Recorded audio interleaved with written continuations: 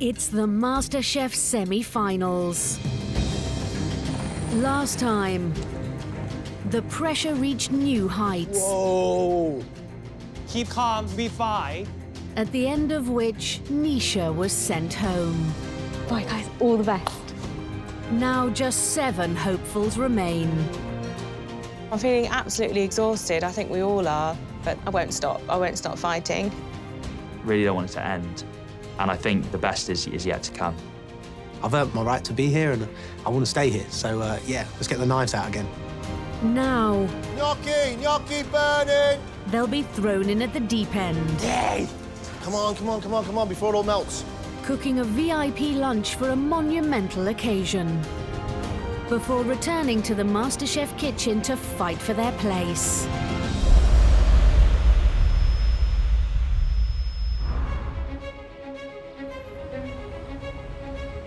It's 8 a.m.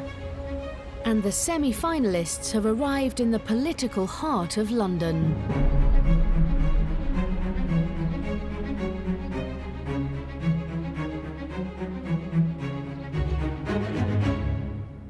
Good morning and welcome, of course, to the Palace of Westminster. Here, of course, sit the 2 historic Houses of Parliament. 100 years ago, one of the most important British laws was passed here, giving women the right to not only vote, but to sit in Parliament. Today, there is a very special lunch to commemorate that historic event. And you, of course, are catering for that lunch. There are some very important people attending this lunch today. Baroness Hale, President of the Supreme Court, Dr. Helen Pankhurst, great-granddaughter of Emmeline Pankhurst, leader of the Suffragette movement, and leading women in the world of restaurateurs and chefs. Today, I will be running the pass. You have no option but to perform. Ladies and gentlemen, lunch is at 1:30. I suggest you get a move on. Off you go. It makes me very proud that I'm here today. I mean, there's only 2 girls left in the competition, so I really have to give it today for women and for girls. It's just ridiculous now. It's just like it's going up and up and up. We're going to be cooking for God soon and who knows else. But, yeah, it's really exciting. Today's lunch will be held at the Royal Institute of Chartered Surveyors, a stone's throw from Parliament. And the contestants have each designed a course for the VIP guests. Today is one of those days where our cooks have to step up to the plate. We want food that will match the occasion. It's got to be grand. It's got to be smart. It's got to taste fantastic. The contestants now have 3 hours prep time before being launched into service. The choice of starters are being prepared by IT manager Greg and pharmacist Munira, who has already started work on a ginger and garlic paste, which will feature heavily in an Indian-inspired medley of chicken. There's quite a few elements in my dish, so I'm doing a bonbon, I'm doing some threaded chicken, and I'm doing like a chicken tikka bite, and 3 different sauces, so a lot to do. With her ginger paste done, Munira's ready to tackle the first of her chicken medley. I've got my potatoes on for the bonbon. This is for the bonbon as well. I've got to cook the chicken and then pull it apart into threads, so I'm going to try and steam that now. How do you feel about kicking off the whole show? I feel really excited. I hope they think it's different and that the flavours are punchy, and I know they're very, very important women, so it has to be right. Munira, you got a lot of work, but if anyone can do it, Munira can do it. Thank you. The second choice of starter is being made by Greg, who's using lobster as the centrepiece of his dish. Greg, that white there is the protein coming out of your lobster because you're boiling them so hard. Too high. Let it just gently simmer. The lobster will be wrapped inside a crepe and served with a carrot and ginger emulsion. Colours look great, so if I nail it all, yeah, it should be a really good day. If I don't, I might see a few tears. a savoury lobster pancake with a carrot and ginger sauce. That sounds absolutely delicious. As long as he doesn't skimp on the lobster. You want great big chunks of sweet meat in there. Taking charge of the mains are Dr. Naomin, airline captain David, and recruitment consultant George, who is cooking lamb using 3 different techniques. So that's lamb shoulder that I'm braising down. I'm cooking it with lamb loin, which I'm pan-frying and finishing in the oven. Serving it with lamb sweetbreads. Then I'm going to do it with globe artichoke with some peas and a Jerusalem artichoke puree. That's a big challenge. 3 separate bits of lamb that have to be cooked perfectly. Time's an issue. I've got a lot of things to do and probably just about enough time to do it, so I've got to be on top form today, really. I've certainly never filleted a fish this size before, but I've never seen a fish this big. The second main course on offer is David's halibut, which he'll be serving in a nut crust, along with tarragon gnocchi and crab aioli. This will be the second time I've cooked this dish. It'll be the first time on this scale. What could possibly go wrong? The final main option is being prepared by Naomin, who's cooking down some aubergines for his take on a classic Thai green curry, which he's calling Before Flying. My dad, he loved Thai green curry, so before I'm flying back to the UK, he always asked me to make Thai green curry, a big pot of Thai green curry for him. So I'm trying to make it more exciting by making a lot of elements. So I have egg yolk, tempura, using the wings to make like stuffed chicken wings. A lot of elements coming. The focal point of Naomin's dish is his twist on a chicken ballotine. So instead of using like pancetta, I'm using the sliced aubergine very thin and wrapped it with chicken thigh and have kind of confit aubergine with Thai basil inside. Now, Min, why are you doing so much? I love pushing myself because you can't serve just like green curry with rice. I will not let you down. Promise? Promise. You don't believe me. You don't believe me. The 2 dessert options are being prepared by visual merchandiser Alex and bank manager Kenny, who's been inspired by his favourite morning snack. It's like a play on lemon curd on toast. So I'm doing a lemon curd tart with a buttered toast ice cream. But how does the ice cream stay on the hot buttered toast? Doesn't it melt? No. Oh. It's within it. It's a flavouring of it. You put ice cream inside the hot buttered toast? No, John. That's an ice cream sandwich. That's something else. That's something else. You're confusing me, man. To get the taste of toast into his ice cream, Kenny tips his blitzed crumbs straight into his vanilla cream mix. Then got to get the curd going and all the other little bits. So I'm just working through each element. But the main thing is I get that ice cream on, otherwise they won't get ice cream, they'll get ice cream soup. Getting things into set is also a priority for Alex, who's making a panna cotta flavoured with vanilla and bay leaves, served with a cardamom orange crumb and cardamom syrup. I think main worry today is that I want the panna cotta texture to be right. I want it to set well. I don't want it to be too hard, so I'm just going to work on that. Alex, how do you feel about doing desserts? It's a challenge for me because I haven't really got a sweet tooth, so I wouldn't normally order a dessert in a restaurant. But it's very different dessert. So we've got bay and then we've got the cardamom and orange.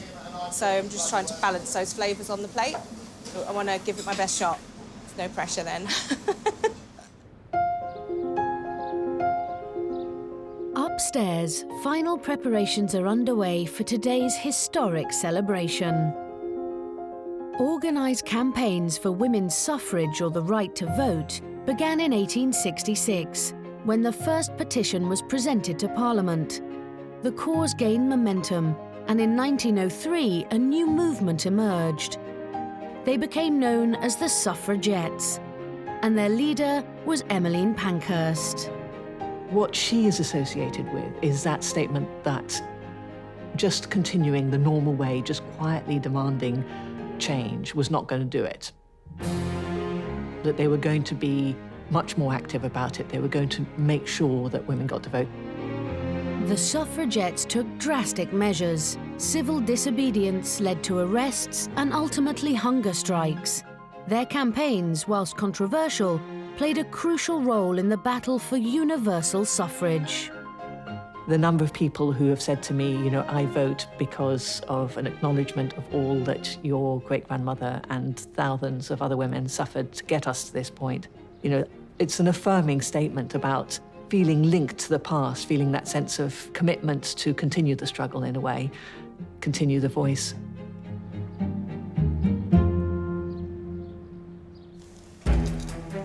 Hour and a half on the first course. Half the prep time has gone, and Munira's chicken medley is taking shape. She's managed to form the chicken and potato bonbons, which will be fried in service. And her chicken bites, coated in 10 herbs and spices, are ready for the oven. But the third and final element is the most technical. This is the thread chicken. So I'm going to be wrapping them in phyllo, and then I'm re-wrapping them again in thin thread phyllo. It's like mummifying them, basically. So you get like a nice, crispy pastry layer on top of each one. It's very fiddly, but it's worth doing. As Munira powers on, Greg's been focusing on his carrot and ginger emulsion, which will accompany his lobster crepes. So I'm using 3 different types of carrot because it's going to be different intensities of carrot. So I've got carrot powder, I've got fresh carrot, and I've got carrot juice. So people go, oh, I've never tasted carrot like this before. Hopefully that's the plan. Greg? Yep. Have you tasted this carrot? What, too gingery? It's hot. You need to work it out, because at the moment, it tastes like ginger and bitter water.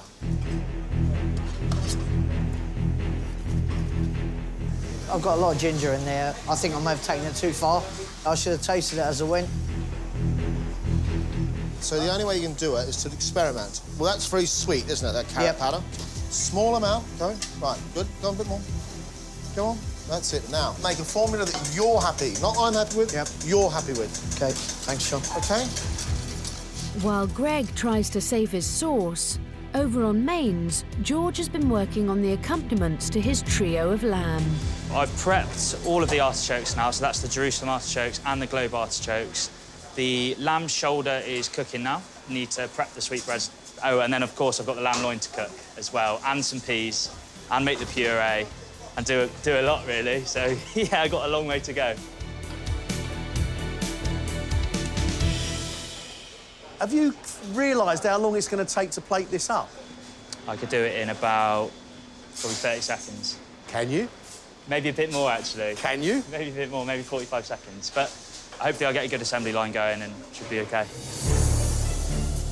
Service is also on David's mind, and having made a bouillon-based sauce to accompany his nut-crusted halibut, 12, 13, 14. He's now cooking all his tarragon gnocchi in advance. For service, we just fry them off in a bit of butter, just give them a little bit of a crust. Just in the execution of getting it served up at the end, the devil is always in the detail. Nauman is also ploughing through a mountain of work, and his all-important curry sauce includes a green curry paste made from over 30 chilies and 20 cloves of garlic. The curry is spot on. I'm pretty confident with that, but I'm trying to make other elements like up to the standard. As well as being used as a base for the sauce, the paste is also used to add flavour to the mince, which will fill his chicken wings. It's coming together. I still need to do the ballantines, the pancia ballantines, and then do the egg yolk tempura. Over on desserts, Kenny is racing to get his lemon curd mix into set. It will be served on a phyllo base alongside his buttered toast ice cream. Whew, it's like the Arctic in there. But his inventive streak is not stopping there. He's also making meringues flavoured with flecks of English breakfast tea. Well, the flavours are harmonious, because if I'm having lemon curd on toast, I've got to have a cup of tea. So that's where I'm trying to get all the elements in there. Alex is also juggling tasks. She's managed to get her orange cardamom crumb into bake, along with hazelnuts, which will be coated in caramel. But she still needs to get her bay leaf panna cottas into set. I'm really happy with the flavour, so I'm just putting them in the moulds now and then they're going into the fridge. Tricky for Alex, isn't it? Because with a panna cotta, it's either set with a perfect wobble, or she's put too much gelatin and it's going to be too hard, or it hasn't set at all, and we've got a bay leaf puddle. So everything depends on that panna cotta setting perfectly. It's really hard work working in a professional kitchen. Nothing can ever prepare you for this. There's just 45 minutes until service. Amongst today's guests are leading chefs and restaurateurs.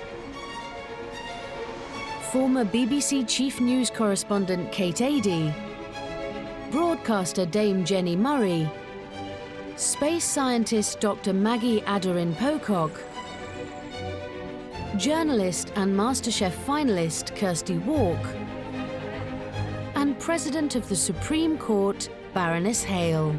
Well, Votes for Women is a very big occasion, and it's wonderful to be coming here to help celebrate it. The year after Votes for Women, women were allowed to become lawyers and eventually to become judges. So we'll be celebrating that too. I have a young daughter who's 7 years old, and I want her to grow up in an environment where there is total equality. We're not there yet, we're getting so much closer, but we are where we are because of the incredible effort that they put in. When elections come around and I hear young women saying, I don't think I'll bother, and I just want to say, women died for you to have the right to vote. Get out there and vote. Women's suffrage, what could be a better celebration meal than that? But I'm very glad that I don't actually have to be in the kitchen. But I hope John's feeling a bit of stress, really. You know, if people are up against it, and they don't make it, he will have failed.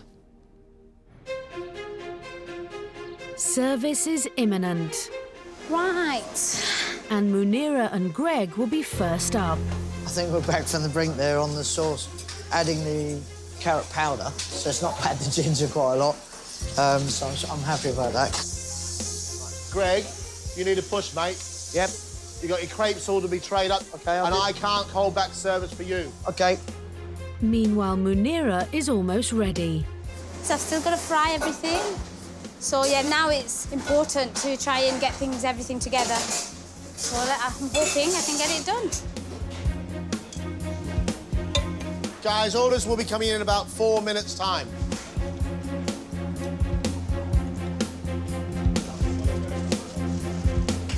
How many pancakes you done? One's done. One.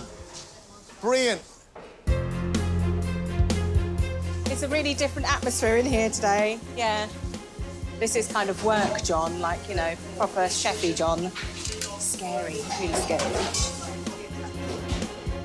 That's not good. That's not good.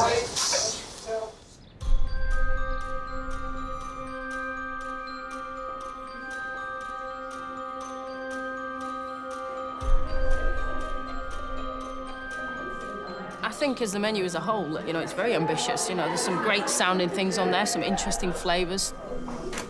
I can imagine them all running around like headless chickens in there, actually, so trying to get all of that done, so good luck to them. Lobster crepe to start. Yes. I'm going to have the chicken, please. Could I have the lobster? As orders are being taken, Greg is frantically stuffing his pancakes with lobster. Come on, mate, come on, come on, come on. They should all be cut out, they should all be laid out, and they should be done in one foul swoop, okey-doke? Yeah, a little bit of pressure. I'll get a lot done. Right, table 1, please. 5 lobster, 2 chicken. After that, you've got table 2, which is 2 chicken, 2 lobster, 1 chicken, no yogurt dressing. When I look at the lobster and crab, simply describe ginger, and we have the carrot, and that's it. And it made me feel like, you know, what is inside that menu is really intriguing for me. Nothing like I do at home in terms of how pretty, but if the flavour's good, I'll be happy. That looks to be, I hope, quite light, and the ginger's not got to be too overpowering because the lobster has a lovely, delicate taste. I'm going for the sort of Indian medley of chicken. And I do like quite a sort of a variety of different flavours. So I do like it that it's got quite a few elements embedded in it. What's left to go on that plate? You know, it's chicken. Everyone loves chicken, but how's it going to be extra special? Remember, we're in the semi-finals here. They've got to really make that food sing for its supper. Garnish. Ready to go, Munira? Yeah. Wow, that looks beautiful. Service, please. How many next? 3 chicken, 2 lobster. Make sure you've got enough time there, Munira, please.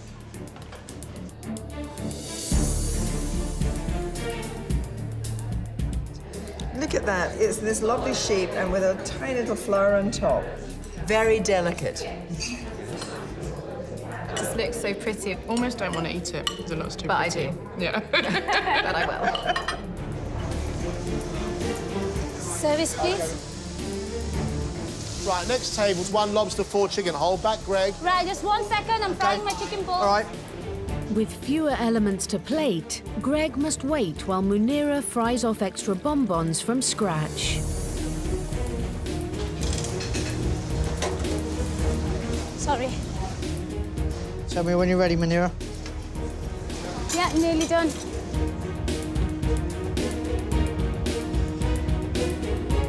Come, Munira, let's go, go, go, go, go. Come on. Last bit of chicken.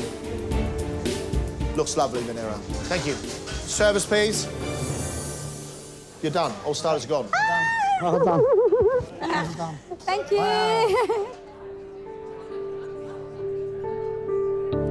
Munira's medley of chicken includes chicken wrapped in phyllo threads, served with a date and tamarind chutney, a rosemary chicken bite with a mint yoghurt, and a chicken and potato bonbon with a coconut and coriander sauce.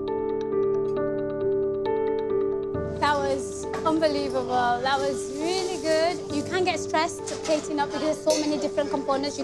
But yeah, that was brilliant. Oh, some heat to that. This is amazing. Really nice and spicy. Spicy. As well. I love the Really spice. good. It's warming my mouth. I can feel that. The chicken bonbon is sublime.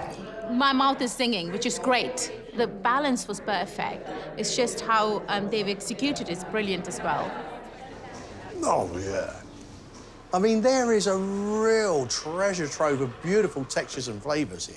Job very, very well done. Greg's chive crepes have been stuffed with lobster and served with a carrot and ginger emulsion. I think it looked good. It didn't look exactly how I do it at home, but, you know, we're in a pro kitchen. Pressure just got on top a little bit. There's that lovely heat coming from the ginger. From the ginger, exactly. So, and it's so light, isn't it? The sweetness of the carrot balanced so beautifully with the ginger. It's delicate, it's well put together.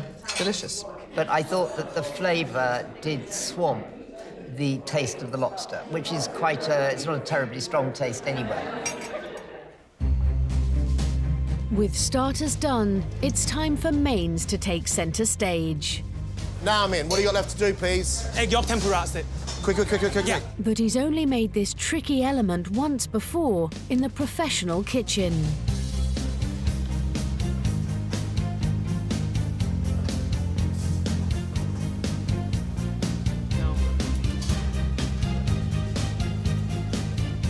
What's happening with the eggs? When I use the deep fryer, it's got stuck on the bottom, so I change the plan to fry it in the pot. George is also down to the wire. His lamb loin is ready, but he still needs to fry off his delicate sweetbreads. They don't need too much resting like a normal piece of meat would, but it does mean it's last-minute cooking. While David adds the nut crust to his halibut, which are being baked to order. Just priming myself for service. So most things are prepped, ready to go. Can all still go very wrong very quickly. Before flying, the chicken green curry. I'm going to go for the lamb 3 ways, please. Halibut. OK, guys, I'm going to call main courses for 5 minutes, please.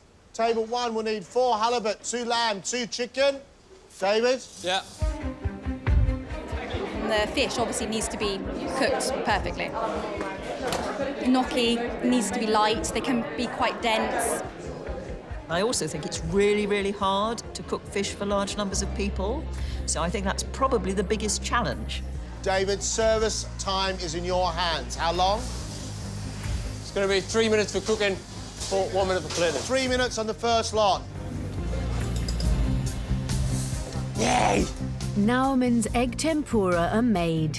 But now he has the job of plating up another 6 elements, including the ballotine, chicken wings and aubergines. I love Thai food, yeah. I'm a big fan of big, bold, global flavours. So, yeah, hopefully there's a lot of punch to this dish. Sauce now, where's the sauce going? It's going in the middle. Quick, let's go, please.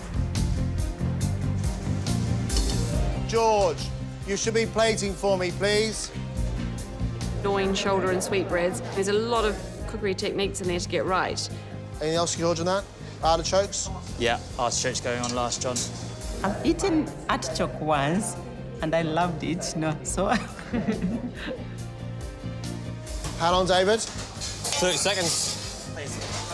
Right, George, ready to go? Yeah, ready to go. Come on, let's go, please. Now, you've only done 1 table, mate. It's not time for celebration just yet, buddy. Very nice. I am very much looking forward to this. It looks incredibly appetizing. The smell is just so good. Gnocchi burning!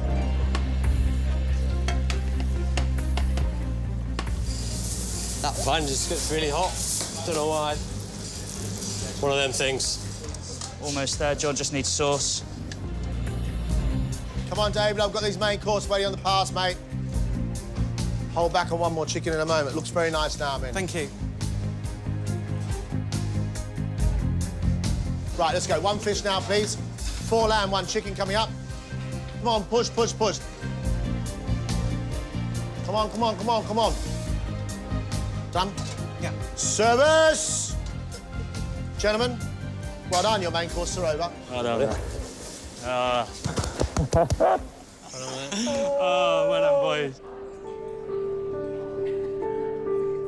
David's halibut has been coated in a pine nut and tarragon crust, served with tarragon gnocchi, crab aioli, and a bouillabaisse sauce. A couple of things could have been better, but I think I probably had too many things on the go last minute, but experience, live and learn, and think ahead for the next time. The fish, beautifully cooked, fell apart really nicely, and there was a nice sweetness from the nuts.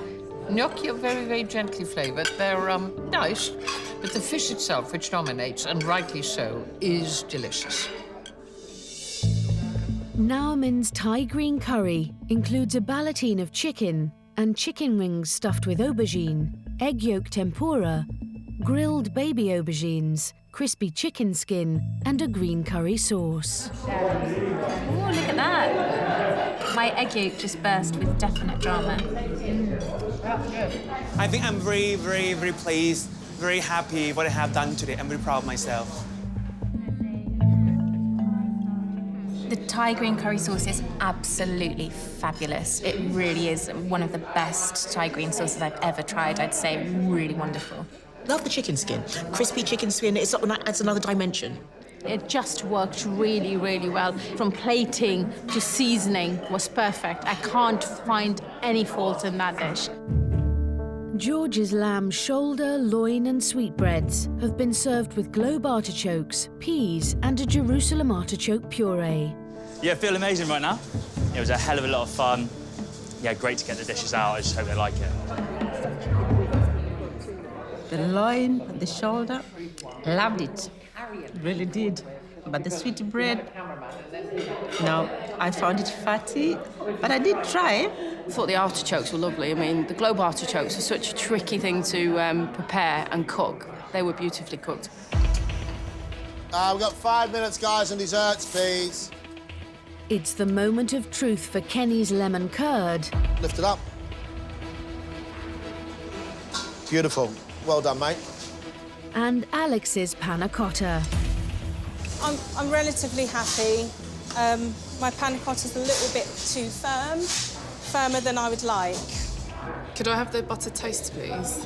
Whoa. I would love the panna cotta, please. Buttered toast and lemon curd. Something wrong with this blowtorch. Right, guys, you go on table 1, please. I need 4, please, Kenny, straight away. And 3 panna cottas, please. Absolutely adore panna cotta. I think having a bay leaf infusion through it would be great. It's all about the wobble, isn't it? You've got to have that lovely wobble with the panna cotta, so I'll be looking for that today. Those 3 are ready to go? Yeah.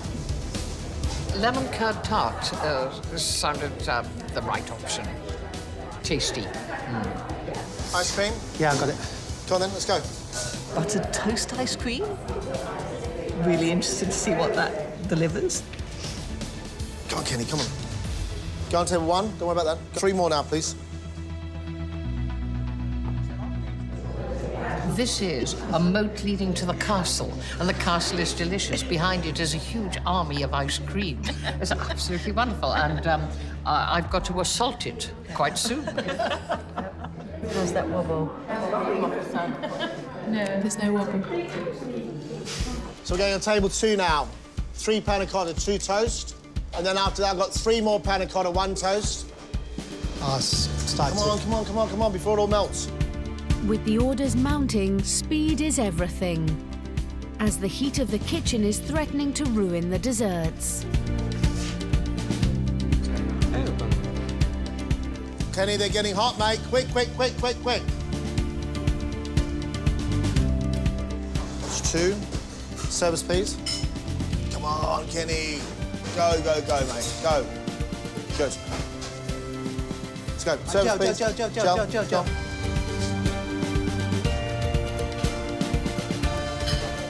Well done, guys. That's it. Good job. Hey! Oh. Oh.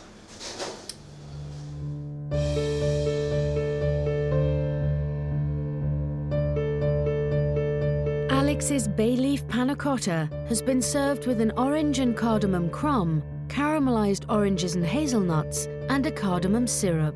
That was the most terrifying experience of my life. Hope they like my food. I hope they do. Unfortunately, it had no wobble at all, and it was quite dense.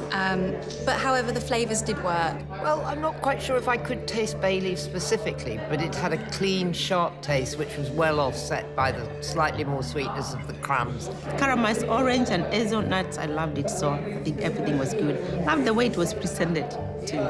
So, excellent. That's got too much gelatin. That's overset. But in fairness to Alex, those flavour combinations are spectacular. Kenny's lemon curd tart has been served with buttered toast ice cream, English breakfast tea meringues, marshmallows coated in a lemon sherbet, and a lemon gel. Woo! I feel like a proper chef, working in a proper kitchen, serving proper food. Mmm. That's lovely. Oh, really lemon curd. Gosh, I've never tasted anything like that in my life. If you close your eyes, you could just be having a piece of buttered toast, couldn't you? Butter toast ice cream. Who knew we needed that? I have to say that congratulations to the chef, whoever that made this. So tasty. Could I have the recipe, please?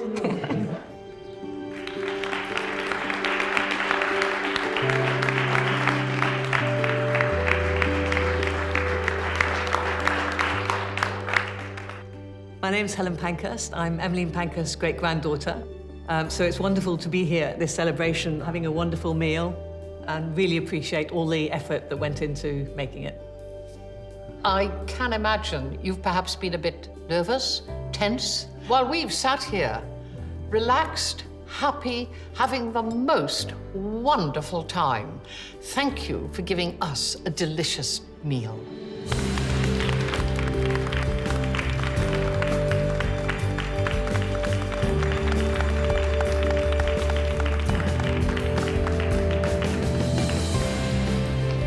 You've got to be proud of them. Those guys did pretty well. This is one of those rounds where our cooks realise how capable they truly can be. Right now, we leave the shadow of the Palace of Westminster. Next, we're under the bright lights of the MasterChef kitchen. They've got one more opportunity to prove themselves. Pretty soon, one of these is leaving.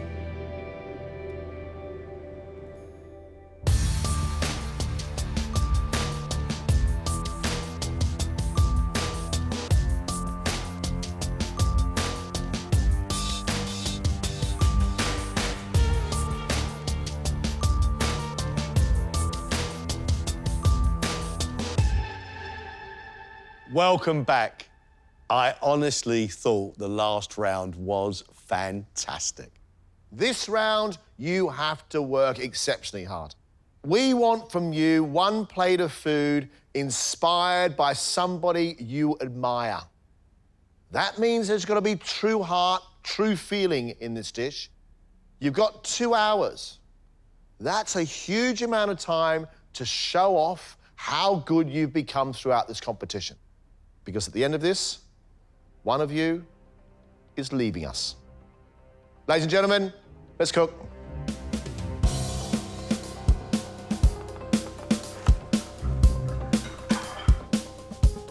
My inspiration today was George Michael. Obviously, love his voice, but he not only produced his songs, wrote them all. He was the full package. Just so happens that one of his song titles I used to change the words to as a child, and it's transpired into today's dish. Careless Whisper. Yeah, fantastic. So I'm actually making essentially a chocolate bar filled with chocolate mousse and another bar with salted caramel in it, a Greek yoghurt, ice cream and some caramelised oranges. Are you going to be ripping your jeans and wearing a leather jacket? That's what you would like, Greg, definitely. The amount of work in this little, simple, tiny little bit of bar is enormous. Making a mousse, tempering chocolate, salted caramel, getting all the textures right and getting it all set in time. You can turn it out and make it look fantastic. If he gets this right, I'm going to be really impressed.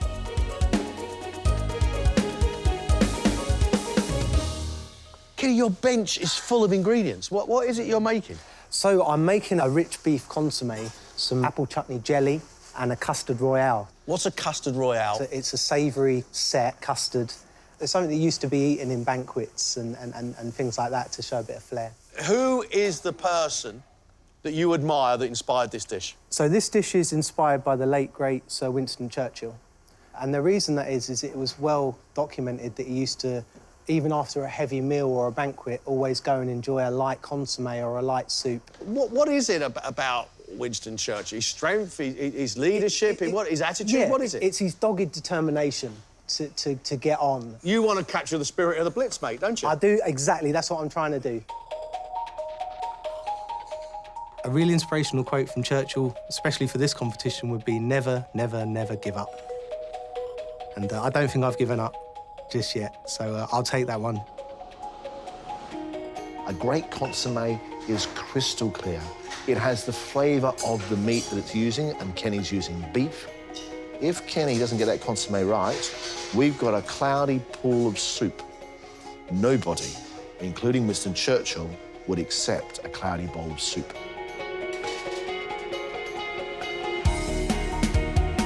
The inspiration for this dish comes from somebody called Jalaluddin Rumi. He was a 13th century poet, and I love his work because he talks about simple pleasures like eating, sleeping, relationships, you know, how it feels to be alive. What are you making? Looking at Rumi's biography and how he lived, he loved sweet foods. So I'm making Rumi's ruby, which is a sugar ruby, encasing like a Persian trifles, and some gulab jamuns on top, which is like fried sweet donut balls. Is the ruby made out of separate bits of sugarwork? Yes, it is. How do you stick them together? Melting them with a blowtorch. Munira. Yes. This is risky. It is risky. We've got kulfi, which is an Indian cream, flavoured with lots and lots of spice. We've got pomegranate jelly, and on top of that, those little deep-fried balls of dough are our sponge. All sitting inside this extraordinary ruby. It sounds like something out of Raiders of the Lost Ark. 25 minutes have gone. Practice this dish, I don't know, I've lost count. It's gonna be like getting in an old car that you're really comfortable with, you know, it's like, yeah, I feel okay in there. This feels good. So, yeah, I'm confident with this. What are you making for us, Greg? I'm doing hake poached in Albarino wine. You've got scallops, you've got some chorizo, you've got razor clams, you've got an aioli, and a few other little surprises here, there and everywhere. Who's inspired this dish? So this is Rick Stein. So he's been my fish hero since, like, the mid-'80s. And also he did a tour of Spain, and he went to this region of Spain that I spent a lot of time in, Galicia. And they treat hake like it is the king of fish. Cooking fish or seafood within wine is quite classic. It flavours things, but it holds the fish together, because hake can fall apart very, very easily. The difficulty is too much acid, and you end up with a tough piece of fish. You guys are halfway. You have an hour left. Now an inspiration is about a past king of Thailand who had a theory of how land should be kept throughout Thailand, so that everybody came self-sufficient. You've got water, you've got land for growing rice, you've got land to grow vegetables, and of course a house. I'm making a dish called Dad's House. Dad's House? Yeah, because we call the king of dad, so he basically our dad. So the Dad House is steamed coconutty sangyot rice, which is the rice from my hometown, pansia sea bass with macadamia nut crust, and then a lot of herbs on the top as well. So basically that is garden. What's the house? So the house is Thai jasmine rice, crackers. Thai people, we love the king. Everything has to be perfect. You can't mess it up. Basically, if I mess it up, I can't go back to my country.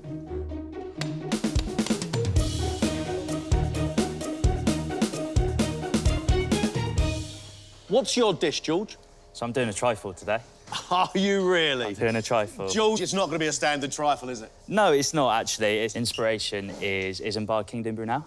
Obviously, you know I'm proud Bristolian, and in Bristol you've got the Clifton Suspension Bridge, the SS Great Britain, you've got the Great Western Railway. Brunel was responsible for all of it. So the way I've linked it is that a trifle is a well-structured dessert. It's all about the layers and the way it's built. And I'm also making an ice cream, and the ice cream I'm going to flavour it with black cardamom. The reason being is Brunel is kind of synonymous to smoke a cigar, so I wanted to get that kind of flavouring into the dish. It's very clever, but it's risky. A trifle? A trifle for a semi-final? They might say it's just a trifle, but at the end of the day, I'm not trying to reinvent the wheel here. I'm creating a dish that is inspired by someone, and it's something that I would want to serve to Brunel if he was still around. Ultimately, that's what I'm looking for.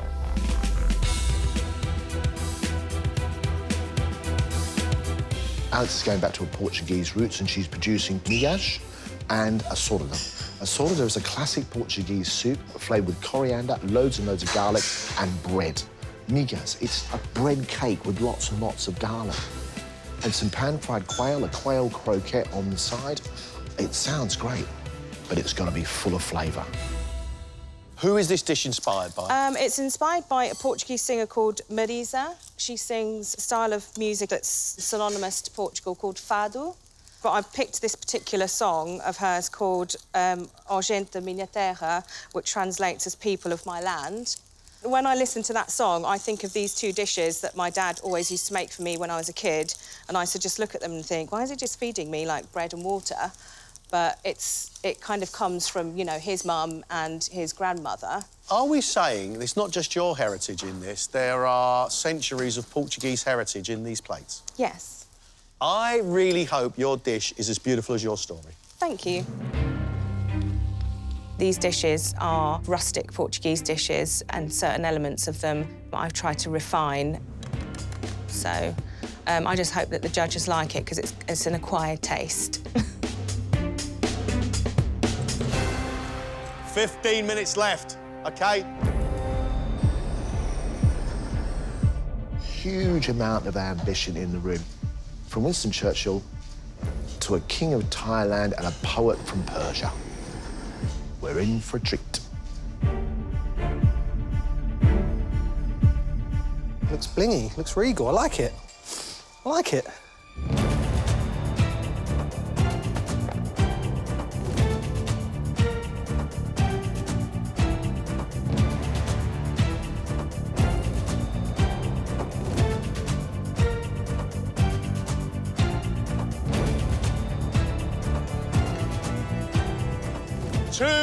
Minutes. Kenny, it's like an air raid warning, all right?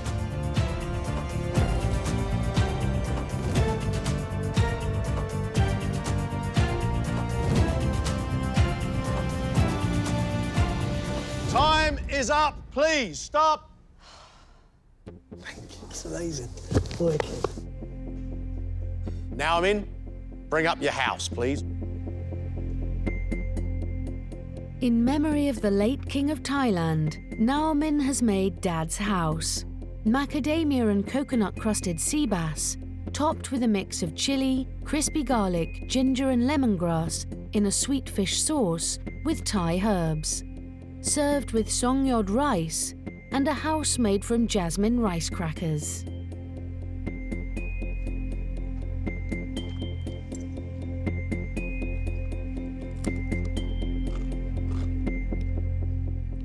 The fish is flaking, it's just becoming part of the rice. There are those crispy little bits of garlic that give so much flavour. Every now and again, you find a little sliver of chilli, which gives another big burst of heat. That's a wonderful, wonderful collection of flavours. On top of the fish, you have a mixture of coconut and macadamia nut, both sweet and salty at the same time. The sweet fish sauce gives you a sweetness first, then quite a pungent sharpness. But that clash, somehow or another, provides real excitement. I think you've done a great job here. Oh, thank you. It did turn out very well, so now I can go back to my country. So that's a good thing. Inspired by the songs of Marisa, Alex has served her bread and garlic-based migas with pan-fried quail, croquettes made from the legs, and a quail sauce, alongside a soda, a coriander and garlic soup with a crouton and quail's egg.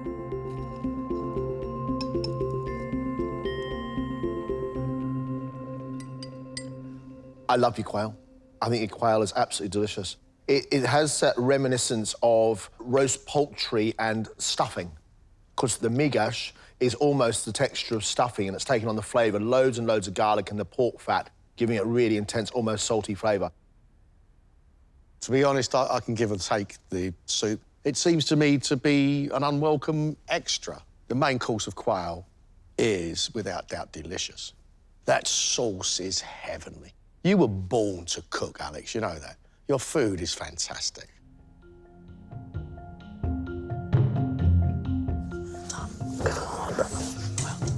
Well done.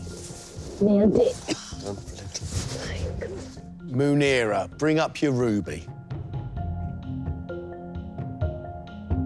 Inspired by the poet Rumi, Munira's dessert is a ruby sugar basket containing gulab jamun Indian donuts coated in pistachio, rose petals and freeze-dried raspberries, with kulfi cream and pomegranate jelly.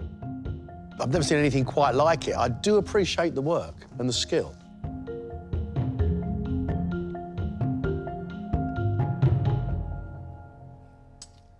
I like the vanilla in the custard, I like the sharpness of the pomegranate, and I like the nuts across the top, but there's not a great deal of texture.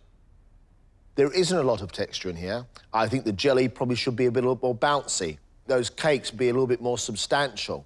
But I love the flavour of the rose, vanilla, pistachio, and a little tiny bit of saffron.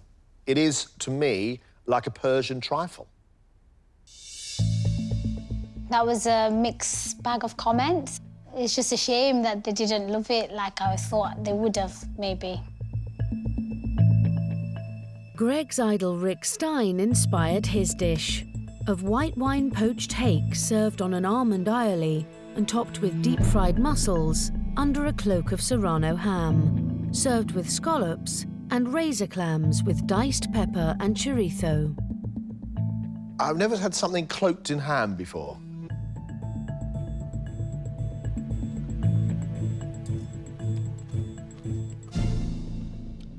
I really like the wine flavour that is in your fish.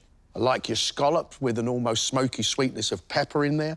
Love the little slices of razor clam, and I'm picking up a little bit of paprika from chorizo in there as well. I think it's a lovely, delicate combination of flavours and textures, Greg, and I like it a lot.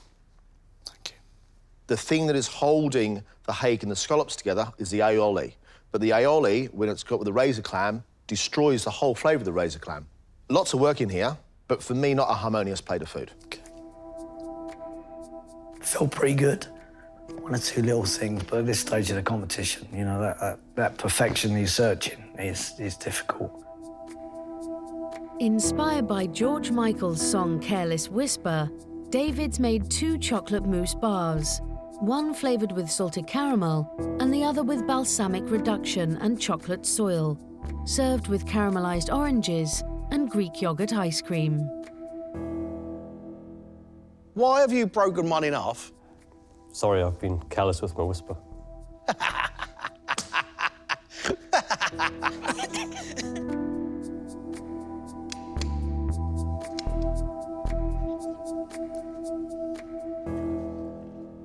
Love the shine that sits across the top of your chocolate bar. Points to great skill. I love the mousse texture inside, but you've got the juice of the orange going into the chocolate, then the sour sharpness and the cold going from that yoghurt. It's very, very delicious, and I like it a lot. That is elegant, smart, and fun.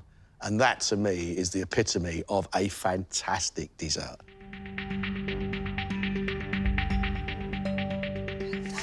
Amazing. So good. George, it's your turn. George has made a trifle inspired by the engineer Brunel, made from a layer of Bristol cream sherry-soaked sponge, quince jelly and fruit, custard and cream, served with a black cardamom ice cream.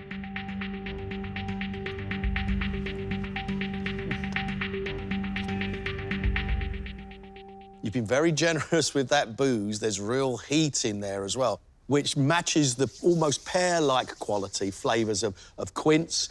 And, of course, you've got vanilla and soothing cream. I love those flavours. My issue, and it's a serious issue, is the look of these dishes. OK. We are of one texture because the amount of sherry that's in the bottom has made the cake quite soggy.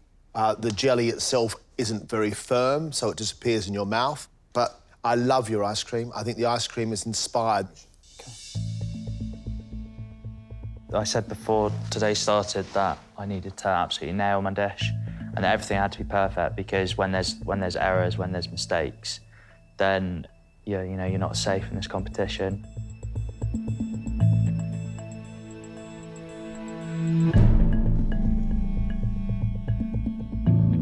Kenny's Churchill-inspired dish is a beef consommé served with a gold leaf-coated set custard, sweetbreads, roasted root vegetables and apple jelly, alongside soda bread and a tobacco tin of smoked butter. Your consommé looks fantastic.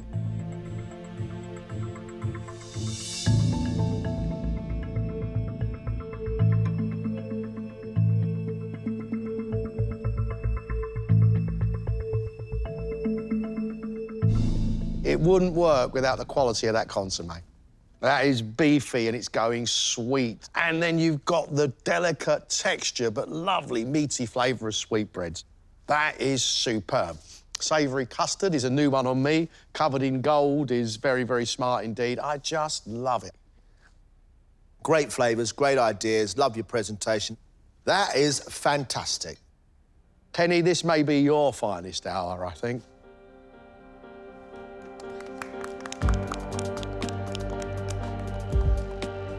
I'm just buzzing. That was just the most incredible thing. I think I've done Sir Winston proud today, and that's what I wanted to do.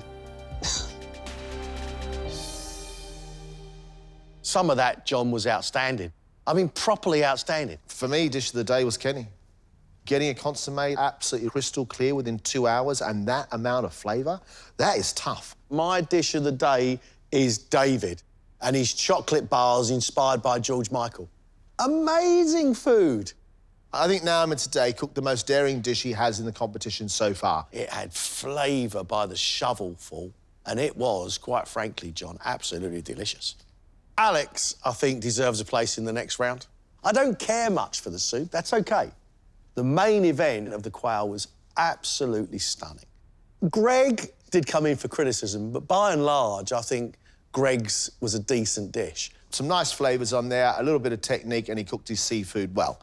We now have a conversation about Munira and George. They were very similar in that we got 2 trifles, a classic old British one and a new kind of Persian one. Seems like trifle was too easy or too simple. We'll see. I don't want to think about it right now. The thing is, I knew that I was going to be being brave or stupid today. I don't know if I've done enough to stay.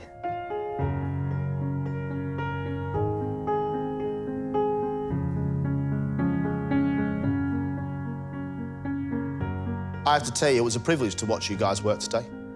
We're watching this competition unfold into something truly fantastic.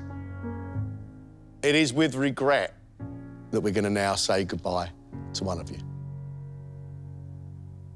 The person leaving us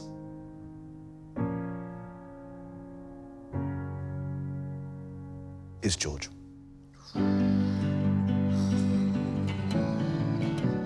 Thanks for everything, George. Good competition. You should get in the kitchen, yeah. Good luck, guys. Thank you. It's been a pleasure. Yeah. You made some friends for life, mate.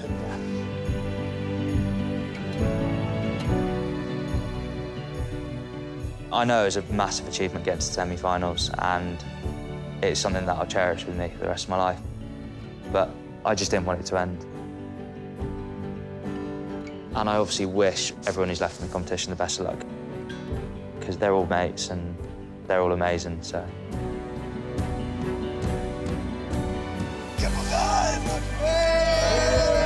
I feel on top of the world. I mean, I would not change this for anything. So not a crier, like I don't know why I'm like this, but it's just brought it all out of me, I suppose. You can be proud of me. It's dreamland. 6 people left in MasterChef, and I'm one of them. Just mind blown. This will go down in my history of great days as one of the greatest days. So yeah, this is just wicked.